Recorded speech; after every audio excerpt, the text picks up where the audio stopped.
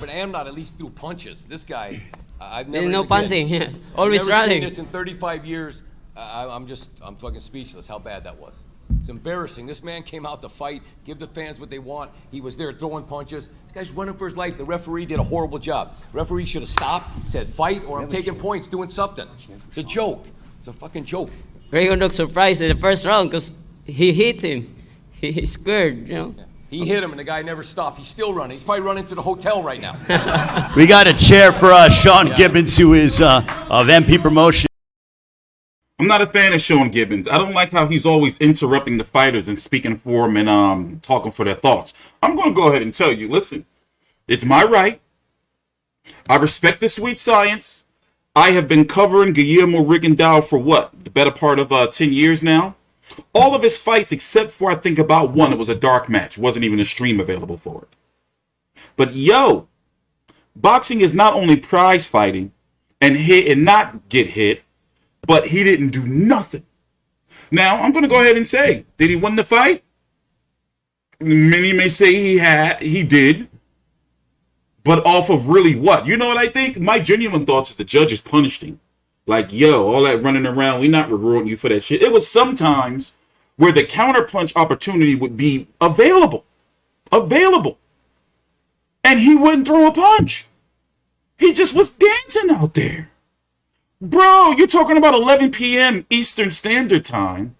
I've been covering boxing since fucking 12 noon. At that point in time, what, about 11 hours or so? Between the Zone, Top Rank, ESPN, fucking Maloney, Albert Bell versus a midget. Like, dwarf, my bad, I don't want to get canceled. A dwarf, little person, there you go. Listen. Ain't nobody trying to see that shit on no Saturday night. And I did that shit before when he fought Joseph Abeko and stunk the fucking shit out. This was the worst fight I've seen. Bro, I've seen some ugly shit. I cover boxing. This is what I do. On YouTube right now, outside of all of the vloggers, I probably got more individual video post-fight live reaction videos than anybody. I've sat through some shit. From fucking watching Mickey Rourke fight. Yes, Mickey Rourke with bullshit on his arm. Who else I watched fight? Lucas Brown, Paul Gallen. Shit like that. Francis Bartholomew. Fucking Robert Easter. He's in some shit, by the way. Like, bro, I'm still mad. And he really think he did something. He got cracked in the first round. And it was a beautiful bike. I admit that was a nice bike. But you know what I think? Like all that movement, his hands, like he was moving beautifully. But it was either he got a move or he got a punch. This motherfucker chose to move. I don't want to see that shit again. And let alone, I can't come on here to you, the people, whose voices shall be heard and be like, yo, Rigondeaux, that's the sweet science. Oh, suck in his cock. That's a lot. You know, a lot of fans doing that shit. They're like, well, it's the sweet science, motherfucker. Like, because they go in narratives and shit. That shit was ill. I'm sorry. I'm a father and I'm being abused watching that shit. Let's go listen to the post-fight. Ew. I'm sorry. Let me calm down because we got business to take. Ew. So here we got the Showtime broadcast right here on my DVR. We're going to listen to it because CBS Viacom, they blocked my video in America. So I did my post-fight video last night and I was pissed. So right now it's going to be a version of it released later on, but Showtime, CBS having me take all this shit out. Like they have, like my video going to be so chopped. Like by the time y'all get to see it, but I did a live post-fight video, and I was gonna do the Maloney fight, Franco versus Maloney 3, because just so happened this fight was over Rigo Casimero, while that one was still in like round 9 or 10. So I said, fuck this world, I'm going to bed. I'm gonna go kiss my little girl goodnight, and I said, you know, Jesus, I don't ever want to go through that. I don't know what you did to me. Why did you, I was upset. I'm still distraught. Like I'm disturbed. Anyway, please take your time out. Like the video, subscribe. Yo, I don't pay all this money for this shit. Bro, I don't listen, I'm never this harsh on a fighter. Yeah, Julio Cesar Chavez Jr. did lose to Anderson Silva, and if there's any motherfucking fighter who was supposed to be a little bit of something that will lose to a mixed martial artist, it would be Chavez Jr. But I'm tired of boxing disrespecting me, man. It's only but so much betrayal my heart can take. I'm sitting here watching this shit, chain smoking. I'm sitting here like, fucking the fuck, round number 7, 8. I'm like, motherfucking Rigondeaux. I'm going through it, wiping my eyes and shit.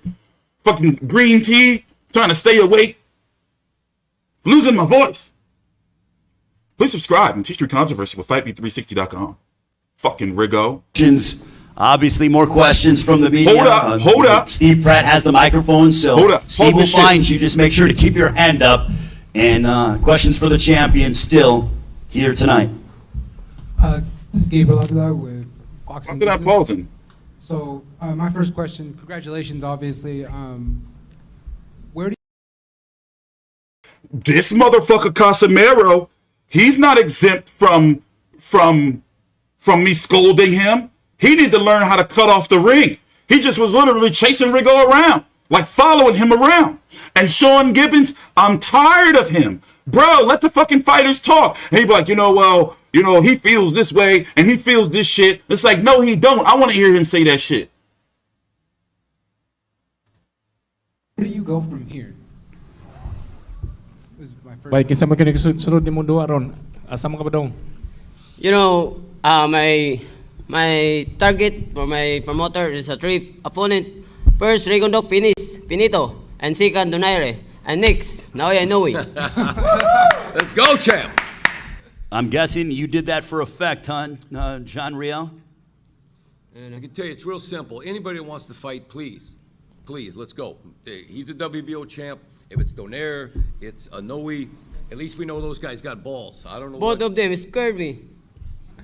Were you concerned when you first got? I mean, obviously you were looking forward to the Donaire fight. It didn't work out. When Guillermo's name is the one that ended up getting the call, did it concern you that this was maybe going to be exactly how it went?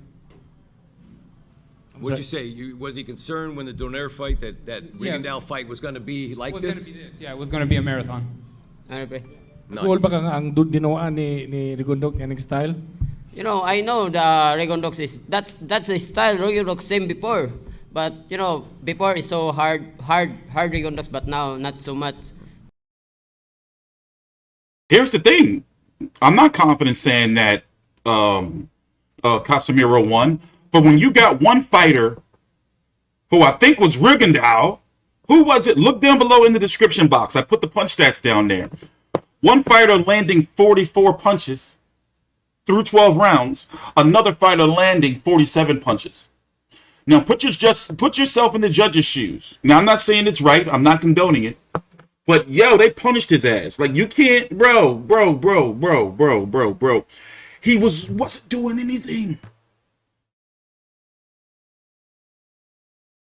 Like, and think about it like this: if you're a gambler, or if you purchase tickets, like, do you really want to purchase another Guillermo Rigondeaux ticket? I bet somewhere Bob Burnham is laughing his ass off because he's the one that put us onto it. I didn't want to believe it, but then after the Joseph Abeko fight, when Top Rank threw Rigo under the bus, Rigo had a nice little streak of exciting fights. He broke James Jazzy Dickens' jaw. Remember, James Jazzy Dickens fought Barry Awad Galahad last week. Bro. I mean, you want to blame it on the age? You want to tell some jokes? I don't think it's a joke. I think Rigo probably like 44 in El Cubano years.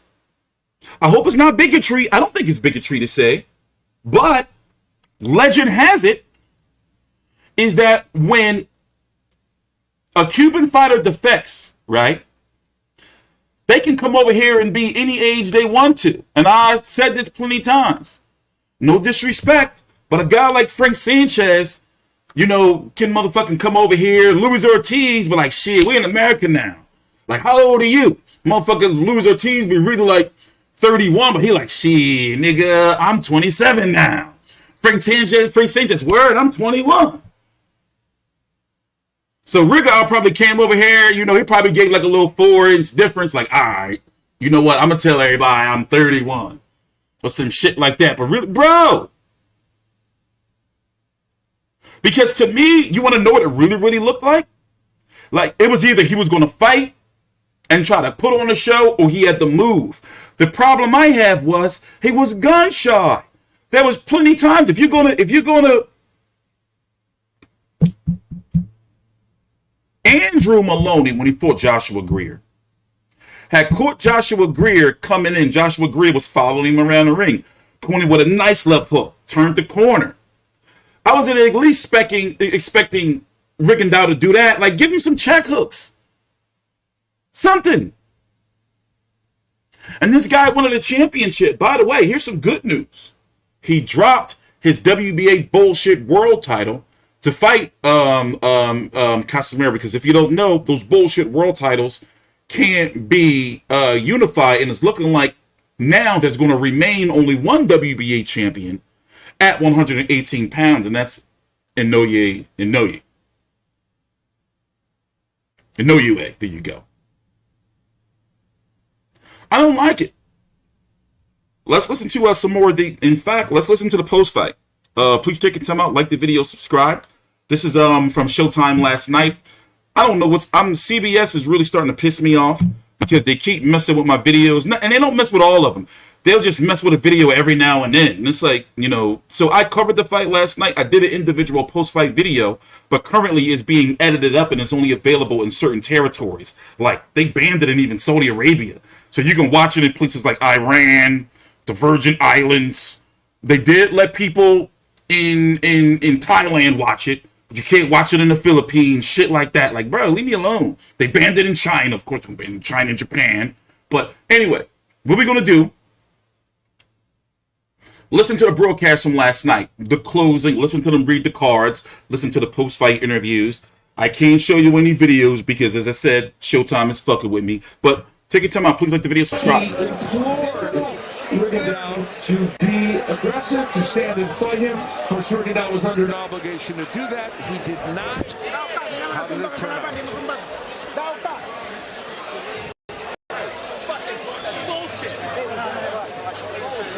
That's Sean Gibbons. Yeah, he is for Casimero, very animated there in the corner.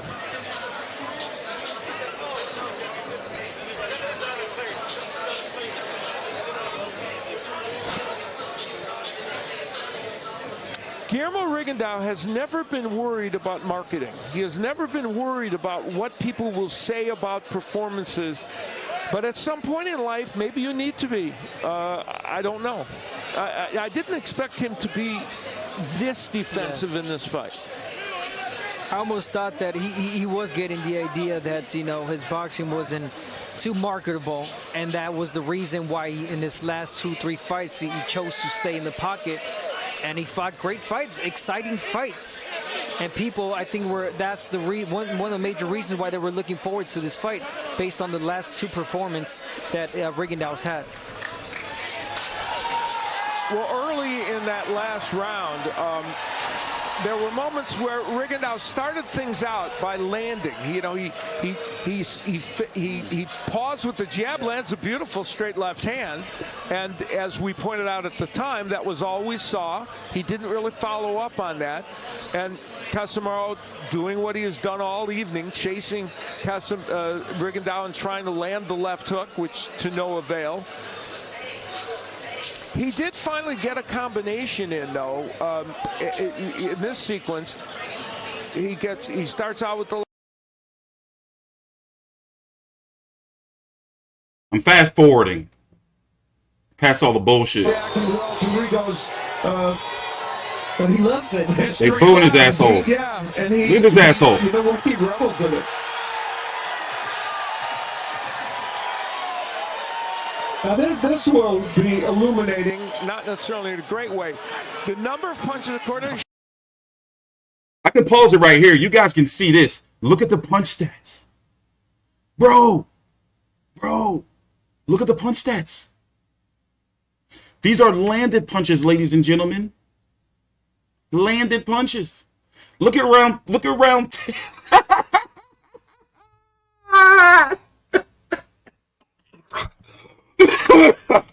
Look at round 11 and 12, bro. And don't you dare compare him to Floyd Mayweather. I've been seeing a lot of that shit in the comments. Don't you dare. Don't you dare compare. I've been seeing that bullshit from you Rigo hardcores, you Rigo degenerates. Don't you dare compare that. Look at that. On both their sides. Bro.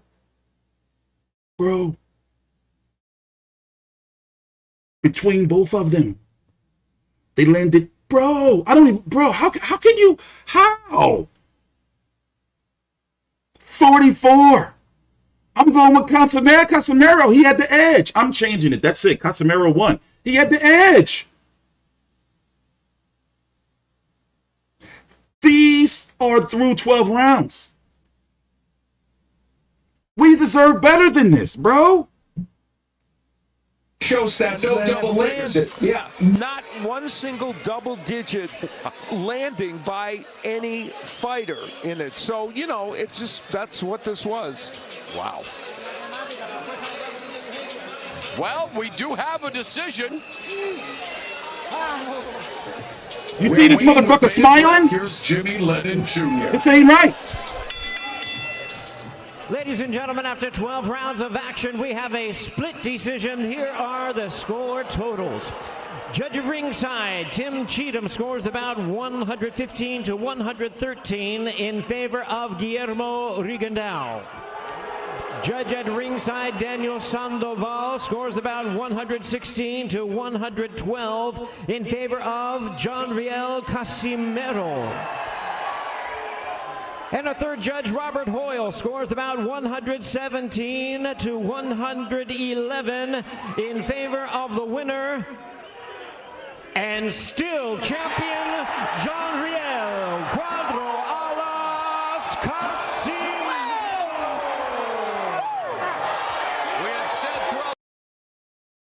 Pause right there for a minute, and we're going to listen to the post-fight interview when it comes up. And just listen. I'm all for the sweet science.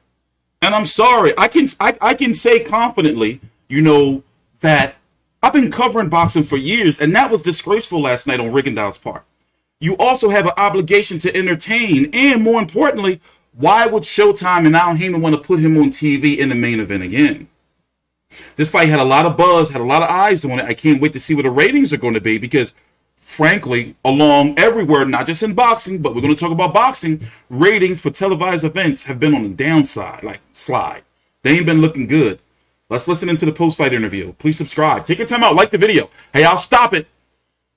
Like the video right now. I don't ask you for much. I'm not going to ask you for your super chats. I'm not going to ask you for your Venmo and your Cash Apps and all that shit. But you're going to like the video or dislike it. That's your right. Let me rewind back a little bit. Hold on. Listen to the post-fight interview. And Sean Gibbons, I don't like that shit. He's got to back off for speaking for the fighters. I understand the broken English, you know, and, you know, he want to help out a little bit, but he really be trying to tell the fighters' thoughts and shit. And it's like, damn, I understand he lived with you, but, bro, what the fuck? Chill. Let me rewind back a little bit. Hold on. They're doing the post-fight interviews. Like, bro, it's disgraceful. I'm tired of it. For the second time in 23 professional fights. Let's go to Jim Gray. All right, Morrow, thank you very much. John, you just told him he runs really well. How do you feel about this fight and the decision? You know, I'm excited because, you know, Rigondeaux is a good boxer and two-time Olympians. Two times Olympic. Yeah, two-times Olympic gold medalist. So I'm worried because he said no run. Because, okay, no run, but if no run, you 3-round finish. I killed first round, but, you know, no decision, the referee, but I hit the right. Yeah, right. How frustrating is it to fight a guy like this, who's in such great condition, but will not interchange and interact? Very frustrating to fight a guy like that. Yeah, I'm surprised because, you know, I'm respect to He's focused for the fight. He cannot lose sight of the fight. I got it. You know, I know Rigondeaux is a Olympian fighter, always run and fancy. John, help us out a little bit. What he's saying, he's very frustrated. It's embarrassing. The man came in the best shape he can to come and field real fights to give the fans what they want. And that was embarrassing. They should hold up that man's purse. That was one of the worst displays of a fight I've ever seen. Is this your opinion, or is this what he's saying in Filipino? The champ agrees that was the worst performance that a guy ever did. Interpreter. You're good. Yeah, that's his opinion. I got it. You only connected in this fight on 47 punches. Okay, that can be a bad round for you sometimes, let alone an entire fight. Why were you unable to cut off the ring and connect? You know, my expectation is a knockout, because I want knockout, then all my fans, he want knockout, but I will do my best to knock him out, but Rigondeaux is always running, you know, I'm focused to knock out, but Rigondeaux is always run, no fighting. All right, so what's next? Inoue, Donaire, what would you like to do? This is my plan, 3 people. First, Rigondeaux finish, and second, Donaire. And next, Inoue. That was colorful. Okay, congratulations. Guillermo. We're about to talk to Rigondeaux, bro. This is I'm in awe, bros. I'm in awe. Like, he really went out there and didn't do anything. So if you're a fighter, right, would you want to fight Rigondeaux? If you're a promoter, would you want to promote Rigondeaux? If you're a fan at home, would you want to watch Rigondeaux? Would you say, like, you know what, on 11 p.m., maybe if the card didn't, main event didn't start early, because remember, they had early stoppages during the card, would you want to watch this shit on the late night at home? Well, unless you want to get some sleep.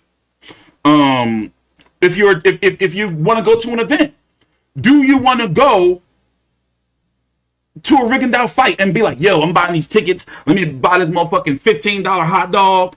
Let me get this motherfucking $9 little small ass beer. Bro, ain't nobody trying to hear that shit. Do you, Felix de Jesus will translate. Do you feel that you won this fight, and if so, why? ¿Tú piensas que ganaste esta pelea y por qué? Claro que sí, es que yo soy la frustración de todos los pesos chiquitos, por eso ninguno quiere pelear conmigo. Nobody wants to fight with me because that's my game plan. I'm frustrated by boxers. The game plan has to be throw some punches. He threw 44 punches in this fight. Golpe y nada más tiraste Connected on 44 punches. Conectaste 44. Lo suficiente, lo necesario para ganar bien convincente. That's the necessary amount of punches that I needed to win this fight. How do you feel that can be effective? And it's a tremendous display of fitness and defensive fighting, but to not be able to engage in a fight, why does he feel that that's an effective way to fight to win? ¿Por qué tú crees que es efectivo ganar de esa manera? Todo el mundo sabemos que es un atleta y todo eso, pero es una pelea que no le gusta a la gente ver. Yo soy así, nací así. Diosito me dio la oportunidad de ser así. Y ese es mi alma, por eso yo gano. That's why I win. That's what God gave me, those skills, and that's how I display them. Fans obviously have expressed displeasure in your style before. Do you think that affects the judges at all because the fans are booing at your performance? Los fanáticos, claro, cuando están abucheando aquí porque no les gusta el estilo de ustedes. ¿Tú crees que eso puede afectar a los jueces? No, para nada. Eso es lo que me hace especial y ser diferente. Por eso soy único. That's why I'm unique. It's my style, and that's the only one I know. You're 40 years old. What's next? Tiene 40 años. ¿Qué es lo próximo? Puede ver que estoy mejor que todos los pesos chiquitos. Well, you see that I'm still better than the other in the small weight, so I'm still going to continue. Okay, thank you. Appreciate it. Okay. All right, Mauro, back to you. By the way, y'all cruel as fuck. Y'all some monsters talking about some take his purse. Bro. Let's listen to a little bit more of a Casimero before we talk about what's next possibly for both fighters. Oh my God. Stressful. By the way, please take your time out, like the video. Later on today, we're going to do another stream, half hour, on Virgil Ortiz versus Aglidas Kavalauskas and that zone card and what's next for Virgil Ortiz, and if Sean Porter's going to turn down the purse bid or withdraw from the purse bid in the WBO rankings, and then Virgil Ortiz be ordered to fight Terrence Crawford. Ooh, so I'm looking forward to talking about that. Let's go listen to Casimero and showing Gibbons and pretty much showing Gibbons talking about him.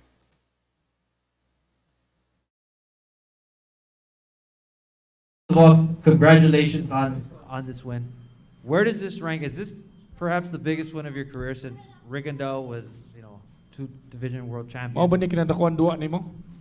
No, that's my big fight is the Solani Titi. That's I'm surprised because it's finished in 3 rounds, but that's a very tough in the Bantamweight division. That's a great boxer, And next, maybe Donaire or Inoue. Yeah, so what he's saying, Solana Tete feels was his best win. Yeah. This was the worst fight he's ever been in his life. It's That's a good boxer. That's the best of the Bantamweight division. Solana So Tete. tough. You have anything to say to Nonito? Yeah, easy work. Woo, yeah. Easy work. Print that for Donaire. Let Donaire see that. Easy work. Sorry. Our friend. So could you tell me again how you're confident to beat Inoue? Gaano ka confident nga mapildi nimo si Inoue bay? So I'm so confident because now I know they have a power, but me too. I'm so very power, but I like pouncing, no run. I like that. But if Naoya and me fighting, that's very, very good Styles, fight. perfect style, and if who you bet, that's good. Well, entering the fight, John Riel Casimero had a knockout percentage of over 66%, so obviously he has dynamite in both hands. More questions from the media? Here, let's pause right here and go look at the rankings real quick at 118 pounds from my beautiful website. Shout out to my colleague Mikey for keeping these rankings updated in accordance with the sanctioning bodies, even the trash-ass WBA. So WBC champion is Nonito Donaire. He was supposed to fight Casimero last night. There was actually supposed to be that fight, and I'm really, really pissed off it didn't happen. But something happened with Team Casimero and Donaire's wife about Vada and somebody telling somebody to suck somebody's cock or some shit like that. Excuse my language, but hey, that's how it went down. Naoya Inoue, WBA Super and IBF, Rigondeaux no longer has this belt, and hopefully, according to the WBA's word, this belt stays vacant. So Inoue, the WBA Super and IBF, Casimero, WBO. Oh my God, look who's there! Rigondeaux's last stinker of a fight that really pretty much got him fired from HBO and from Top Rank was this fight right here against Joseph Abeko. He did fight on Top Rank cards after that, but what I'm saying is he didn't get televised pretty much on HBO no more. So, in a perfect world, I really would like to see Donaire versus Inoue again next, but fuck it. I'll take Donaire versus Casimero, if they can do it in January or so. But what is Inoue going to do? Rashid Warren fought on the undercard and got a beautiful stoppage against, who was the guy he fought again? Lord knows I don't forgot. Damian Vasquez fought him like he owed him some money. Rashid Warren has been known with a fighter without too much, power in his punches, but he went out there and really put a boot in Damian Vasquez's ass last night. Gary Antonio Russell of the many brothers named Gary Russell fought Manny Rodriguez, ended in a no decision because of a nasty headbutt. And then main event, Casimero and Rigondeaux was pretty much on early. So last night, overall Showtime card, I am going to rate it a 4 out of 10. Wasn't a very good card, mostly because the first two fights, well, Rashid Warren did his part. You can't blame him. But the Gary Antonio Russell fight against Manny Rodriguez ended early. And then Rigo just, I wish it didn't happen. As fans, we deserve better than this because Rigo, you're supposed to entertain. Who would want to buy a ticket to that anymore? You see what I'm saying? So we do have Pacquiao versus Ugas coming up this week. That's something good to look forward to. If you want to watch Manny Pacquiao, I personally think it's a good fight and going to be a good fight. How would you have felt if Pacquiao versus Ugas was announced and not Pacquiao versus Spence first? Also, there's some controversy going on with the Errol Spence eye injury. Now, I do, of course, feel that it's legit. Errol Spence has shown nothing throughout his career but being a credible, high-integrity fighter inside and outside of the ring. Well, outside of the drinking and driving. But Bernard Hopkins is on some bullshit. But I do wonder, you know, if Errol Spence's eye was injured in the car accident and what was going on with the Danny Garcia fight, especially since the Texas Athletic Commission is known to be kind of dodgy. You see what I'm saying? But as far as Rigo's concerned, I don't want to see him again. And his next fight, listen, I wouldn't be surprised if he's done with PBC, you know, or Showtime. You know, he's definitely not going to be a main event no more. You know, in the day of declining ratings for televised boxing events, you can't do shit like that, Rigo. I'm sorry. So with that being said, thank you for watching. I'm T Street Controversy with FightView3CT.com. Thank you for liking the video. We actually got the 225 likes. Nice. We're getting up there. We're going to be doing more streams like this, half hour, straight to the point boxing streams. The next one's going to be probably about 5 or 6 hours or so, where we're going to talk about Virgil Ortiz and Aglidas Kavalauskas and how that card plays out. Also, my videos are going to be featured on the WBC channel starting very, very soon. I'm going to be pushing that actually starting next week. So it's a lot going on, and I'm changing up everything, as you can see, trying to get in full high definition. Going to clean myself up for the Pacquiao fight. Take your time out. Please subscribe. Also, follow me on Twitter at T Street Controversy.